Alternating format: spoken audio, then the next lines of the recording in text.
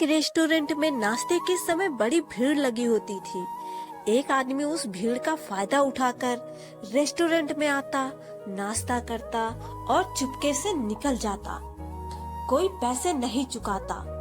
काफी दिनों से ये सब चल रहा था। एक आदमी उसे रोज देखता था। एक दिन उसने सोचा कि रेस्टोरेंट के मालिक से उसकी शिकायत की जाए।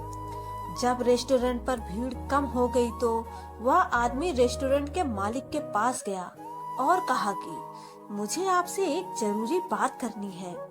अगर आप इस पर गौर नहीं करोगे तो आपका बड़ा नुकसान हो जाएगा।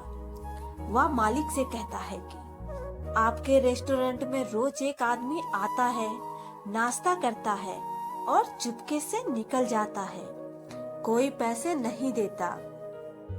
अगर ऐसे ही चलता रहा तो आपका बड़ा नुकसान हो जाएगा। आदमी की बात सुनकर रेस्टोरेंट का मालिक मुस्कुराता है और उससे कहता है, आपका धन्यवाद कि आपने यह बात बताई और आपसे पहले भी कई लोगों ने यह बात मुझे बताई है। लेकिन मैं आपको इतना ही कहना चाहूँगा कि आज मेरे रेस्टोरेंट में जो भीड़ है उसी आदमी के कारण है। ग्राहक रेस्टोरेंट के मालिक की बात सुनकर अचंभित रह जाता है और पूछता है, वह कैसे? मालिक कहता है कि यह आदमी काफी दिनों से मेरे रेस्टोरेंट में खाना खाने आता है। जब मैंने इसे पहली बार देखा कि बिना पैसे चुकाए ही चला गया तो मैं इसके पीछे गया। मैंने देखा कि एक आगे वाले सिग्नल पर भीख मांग रहा था। मैं चुपचाप वहाँ से वापस चला आया और जैसे चल रहा था चलने दिया।